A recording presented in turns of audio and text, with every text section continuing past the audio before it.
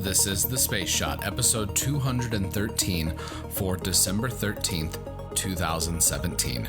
Relay 1 and Pioneer 8. Hey everyone, welcome to The Space Shot, your daily space history, pop culture, and news fix. I'm John Molnix. First off, I've got a quick launch update. SpaceX is now scheduled to launch the next Falcon 9 CRS-13 mission on December 15th. This delay is due to inspections and cleanings related to particles that were found in the second stage of the rocket. Now, I've got two little pieces of space history to talk about today, and then a little bit of pop culture.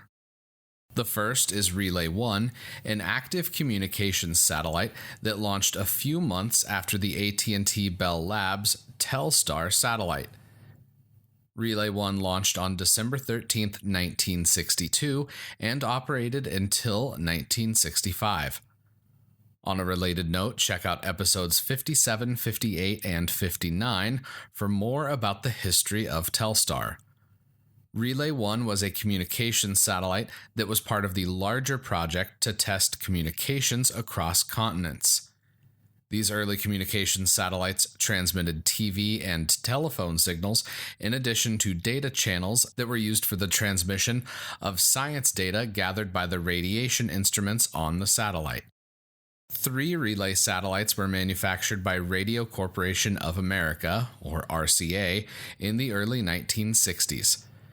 2 of the 3 satellites were launched, with Relay 3 never leaving the ground due to the success of the first 2 satellites.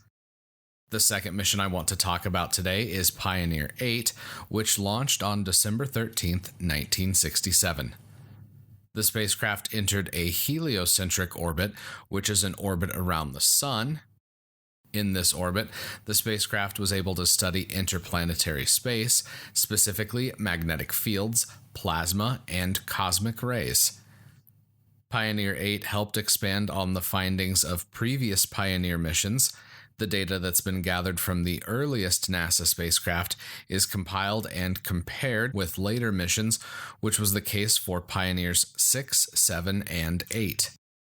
Lastly, before I end today, I do have to talk about what is probably my least favorite Star Trek movie. Well, no, take that back. Star Trek V is just absolutely terrible, and there's no going around that.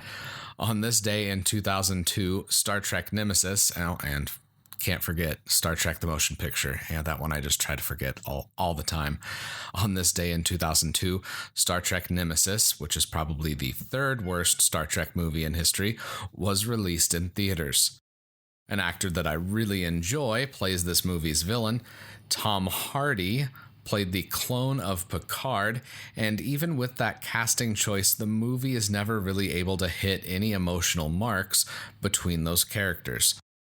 The director, Stuart Baird, had never even watched Star Trek before coming on to direct the movie, and that showed.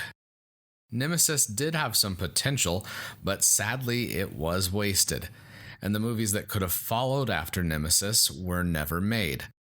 Speaking of movies that haven't been made yet, this does tie into the news that Patrick Stewart would be willing to reprise his role as Captain Picard if Quentin Tarantino directs what would be the first R-rated Star Trek movie. There's many people in the Star Trek community that are having a mild to severe freak out at this news, but until there's something official on the books, I'd say let's relax a bit.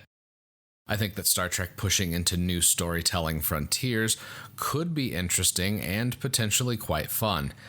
Imagine what Picard could do in a Tarantino movie that looks at the Borg, or at his imprisonment and torture by the Cardassians. Tarantino isn't the typical director for a lot of Star Trek topics, but for those that aren't warm and fuzzy, I think it could actually work. Tell me how many lights you see.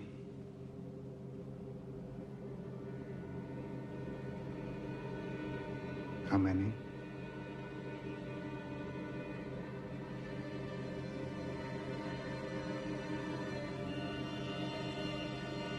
How many lights? This is your last chance. The guards are coming. Don't be a stubborn fool. How many? told me he would be ready to go. We had some unfinished business.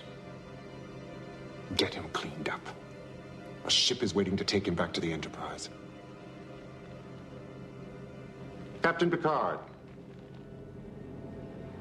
If you'll go with the guards, they'll take care of you.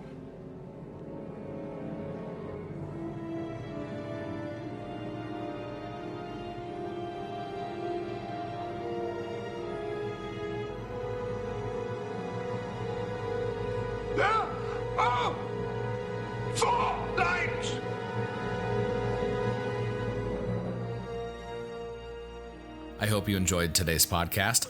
I appreciate those of you that have left reviews for the podcast. It really means a lot to me, and it does help more people find the show. If you could leave a review, screenshot that and send it to me at John Molnick's pretty much everywhere on the internet, and I'll shoot you a Space Shot sticker and a little thank you. As always, the show notes have more information on today's episode. You can hit me up on Instagram and Twitter. Find me at John Molnick's. I'm always up to chat. You can also connect with me on Facebook. Just search The Space Shot or click the link in the show notes. Tomorrow, we've got some more pop culture when The Force Awakens. I'm John Molnick's, and I'll catch you on the flip side.